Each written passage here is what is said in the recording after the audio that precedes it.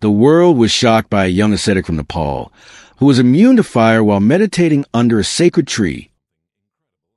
The event was clearly captured on a pilgrim's camera during the night.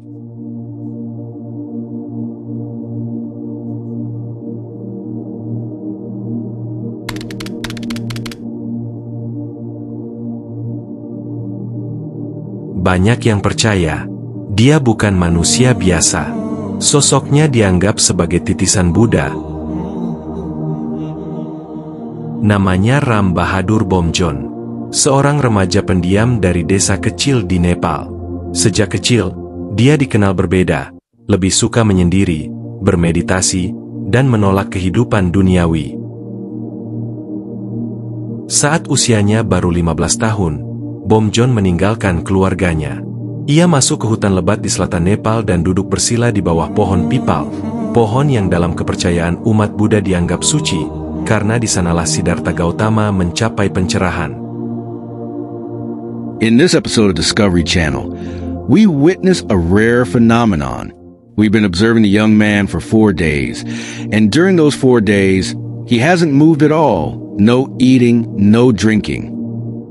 Selama 4 hari penuh, Bomjon tidak bergerak, tidak bicara, tidak makan, tidak minum. Bahkan ada kejadian yang di luar nalar manusia, tiba-tiba muncul api di sekeliling tempat dia bertapa. Tetapi, terlihat jelas dalam video bahwa api pun tidak mempan terhadap Bomjon.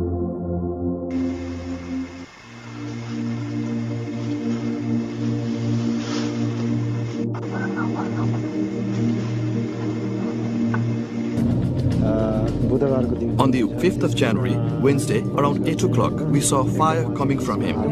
He stood and threw the cloth in front of him and was in the middle of a burning fire.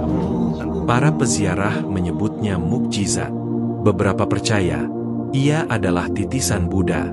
Wartawan dari Jepang, Eropa, bahkan Amerika datang silih berganti. Foto dan videonya tersebar ke seluruh dunia. Namun, semakin besar cahaya yang menyilaukan, semakin gelap pula bayangan yang tersembunyi di baliknya.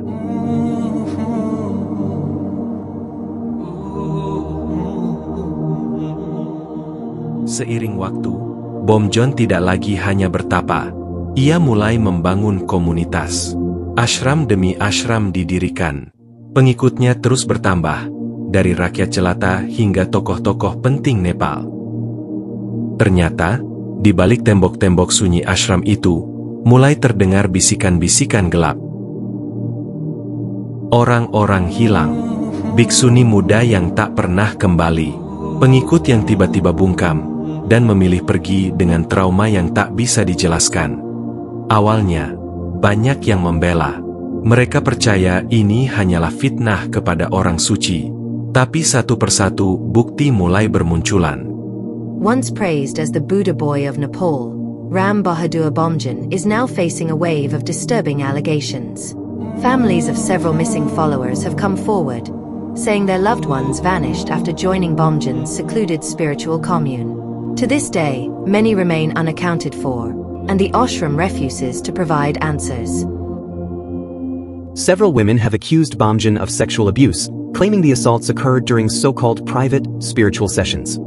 Despite the seriousness of these allegations, no official legal action had been taken at the time. Polisi pun mulai mencari Bomjon. Namun, Bomjon selalu hilang ke hutan, dengan alasan bertapa. For years, Bomjon has evaded arrest by retreating deep into mountainous jungles, claiming he is undergoing long spiritual retreats. Police attempts to locate him have failed repeatedly, as his movements remain unpredictable and protected. Polisi menduga, masih banyak pengikut setianya yang terlibat menyembunyikan keberadaan Bomjon dari pihak kepolisian. Namun, setelah bertahun-tahun menghindar dari hukum, akhirnya pada Januari 2024, Ram Bahadur Bomjon ditangkap oleh kepolisian Nepal di pinggiran Kathmandu.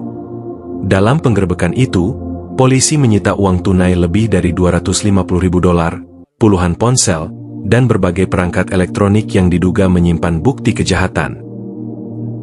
Ram Bahadur Bomjon adalah bukti lainnya bahwa setan pun bisa pakai jubah.